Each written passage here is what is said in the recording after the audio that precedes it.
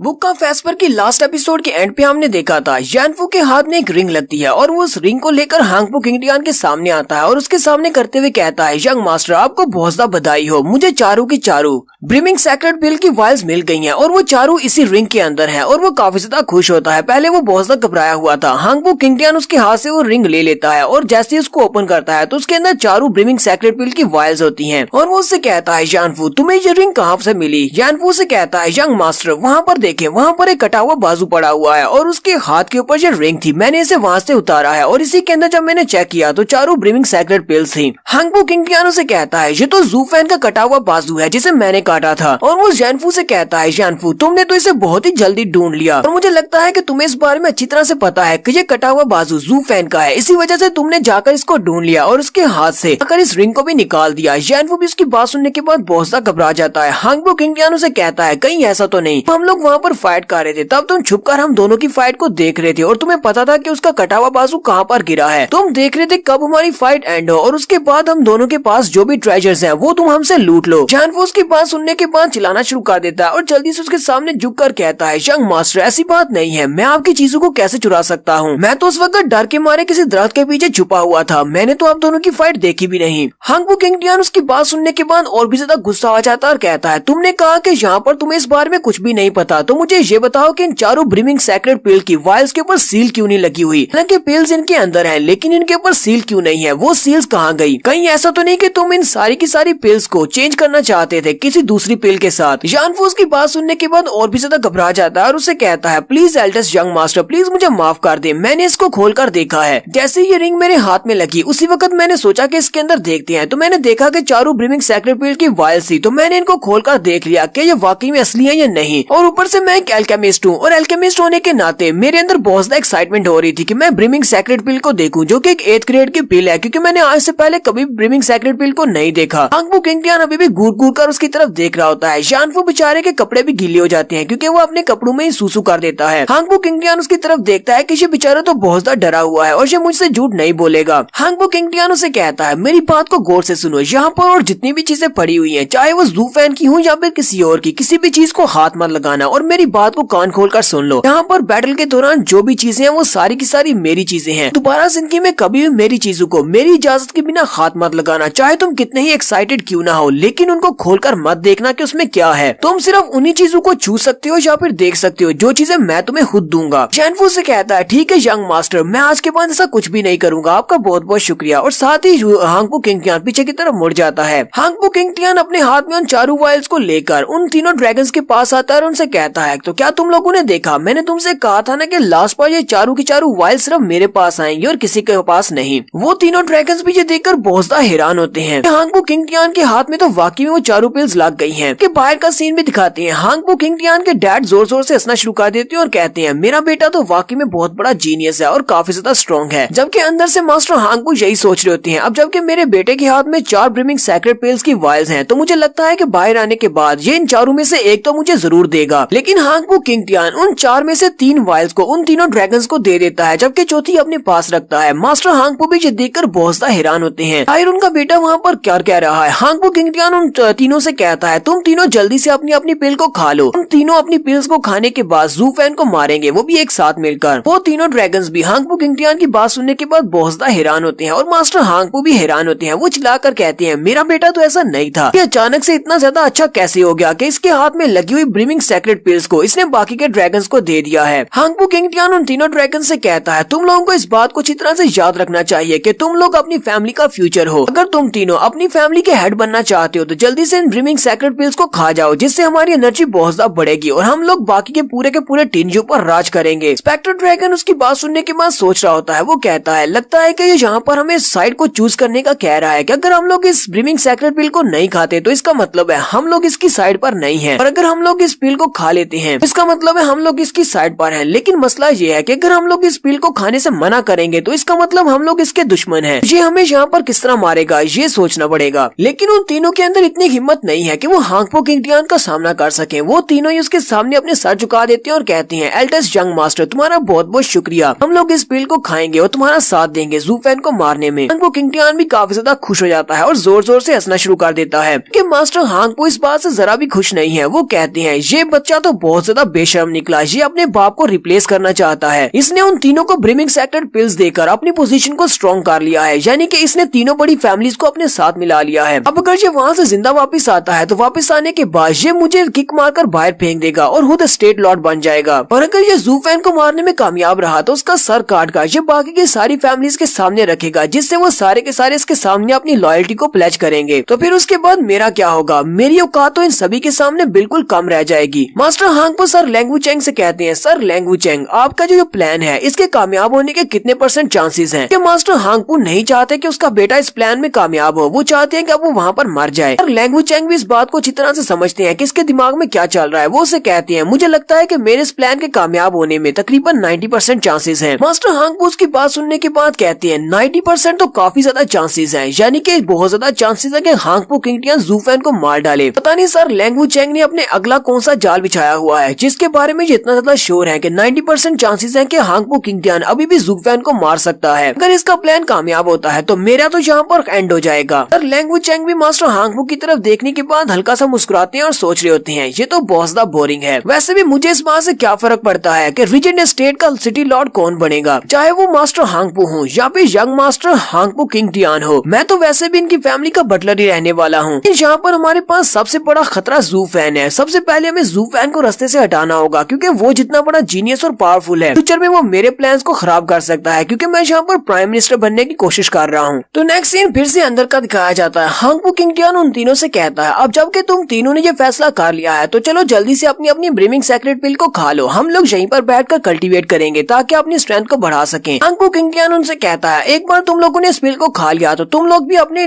Radiant stage में चले जाओगे और तुम्हारी स्ट्रेंथ पहले से बहुत ज्यादा बढ़ जाएगी। रेडियंट स्टेज में जाने के बाद तुम लोग मेरी काफी ज्यादा हेल्प कर सकते हो उस ज़ू फैन को मारने में। स्पेक्टर ड्रैगन हांगपो किंगटियान से कहता है, लेकिन क्या तुम्हें पता है कि हम लोग उसको कहाँ पर ढूंढेंगे? ये जंगल बहुत ज्यादा बड़ा है और हमें उसकी लोकेशन के बारे में नहीं पता। और साथ ही वो उसे कहता है, अब जबकि वो लड़का बहुत ज्यादा जख्मी है तो तुम्हें नहीं लगता कि हमें यहाँ पर इस पिल को खाकर ब्रेक थ्रू करने की बजाय पहले जाकर उसको ढूंढना चाहिए? वो यहाँ से ज्यादा दूर नहीं गया होगा, क्योंकि अगर इस पिल को खाकर यहीं पर ब्रेक थ्रू करने के लिए बैठेंगे तो हमें कम से कम 10 दिन तो लग जाएंगे। हांगपो किंगटियान उसे कहता है, तुम्हें पता है ना कि ज़ू फैन की हालत बहुत ज्यादा खराब है। इस वक्त वो किसी ऐसी जगह पर जाकर छुपा होगा जिसके बारे में किसी को भी नहीं पता कि वो वहाँ पर छुप सकता है। यहाँ तक कि मैं भी उसको वहाँ पर जाकर नहीं ढूंढ सकता, क्योंकि मुझे इस लोकेशन के बारे में नहीं पता कि वो इस वक्त कहाँ पर छुपा हुआ है। लेकिन सर लैंग वुचेंग को इस बारे में पहले से पता है। उन्हें पता था कि अगर वो यहाँ से भाग जाता है तो वो एक जगह पर जरूर अपीयर होगा। हम लोग उसी जगह पर जाकर घात लगाकर बैठेंगे, जैसे वो वहाँ पर अपीयर होगा हम लोग उसे वहीं पर मार डालेंगे। अब जबकि ज़ू फैन काफी ज्यादा जख्मी है और उसे भी रिकवर करने में काफी ज्यादा टाइम लगेगा, हमारे पास एक बहुत ही अच्छा मौका है यहाँ पर बैठकर इन पिल्स को खाकर अपने आप को रिकवर कर लेते हैं और जल्दी से ब्रेक थ्रू कम्प्लीट करते हैं। उसके बाद हमारी पावर बहुत ज्यादा बढ़ जाएगी। एक बार ये सब कुछ ठीक हो गया तो उसके बाद ज़ू फैन के पास भागने का कोई दूसरा मौका नहीं होगा। हम चारों मिलकर उसको मार डालेंगे। स्पेक्टर ड्रैगन उसकी बात सुनने के बाद बहुत ज्यादा खुश होता है और कहता है, अगर सर लैंग वुचेंग का ये प्लान है तो फिर तो ये वाकई में काम करेगा, हम लोग तुम्हारे साथ हैं। तो वो सभी लोग अपनी अपनी पिल्स को खा लेते हैं और वहीं पर बैठकर कल्टीवेट करना स्टार्ट करते हैं। हांगपो किंगटियान जैनफू से कहता है, जैनफू हमें गार्ड करने की जिम्मेदारी तुम्हारी है। जब हम लोग इस पिल को खाएंगे तो हमारी बॉडीज काफी ज्यादा कमजोर हो जाएंगी ब्रेक थ्रू की कंडीशन में। जैनफू उनसे कहता है, ठीक है तुम्हें परेशान होने की जरूरत नहीं है, मैं सब कुछ संभाल लूंगा। नेक्स्ट सीन 15 दिन के बाद का दिखाया जाता है। एक ऊंची सी चट्टान के ऊपर एक गुफा होती है जहाँ पर ज़ाओ कियांग बैठा होता है। ज़ू फैन को उसी चट्टान के अंदर गुफा के अंदर बिठाया होता है। ज़ू फैन बेहोश होता है। 15 दिन के बाद ज़ू फैन अपनी आंख खोलता है। ज़ाओ कियांग इस बात से बहुत ज्यादा खुश होता है और भागता हुआ ज़ू फैन के सामने आ जाता है। ज़ू फैन उसे कहता है, तुम्हें परेशान होने की जरूरत नहीं है, जब तक मेरा ब्लडी बेबी मेरी बॉडी के अंदर जिंदा है तब तक मैं मर नहीं सकता, चाहे मेरा हार्ट ही क्यों ना डिस्ट्रॉय हो जाए। फिर वो अपने ज़ाओ कियांग से कहता है, मुझे ये बताओ कि मैं कब से यहाँ पर बेहोश था। ज़ाओ कियांग उसे चिल्लाकर कुछ कहता है तो वो उसे कहता है, अच्छा तो तुम्हारे कहने का मतलब है मुझे 15 दिन हो चुके हैं, इसका मतलब बिल्कुल टाइम पर मुझे होश आया है। ज़ू फैन उठकर खड़ा हो जाता है और बाहर की तरफ चलना शुरू करता है और कहता है, लगता है कि अपना बदला लेने का वक्त आ चुका है। ज़ाओ कियांग बहुत ज्यादा हैरान होता है और भागता हुआ उसके सामने खड़ा हो जाता है। वो नहीं चाहता कि ज़ू फैन यहाँ से बाहर जाए। ज़ू फैन उसके सर पे हाथ रखता है और कहता है, पता है कि तुम अपने गॉडफादर के लिए बहुत ज्यादा परेशान हो, लेकिन तुम्हें परेशान होने की जरूरत नहीं है। मेरा अभी मरने का कोई भी इरादा नहीं है। अभी तो मेरा सिर्फ एक बाजू कटा है, मेरे पास एक बहुत ही पावरफुल बाजू है और साथ ही मेरा सर भी सलामत है जिसके अंदर एक बहुत ही पावरफुल दिमाग है।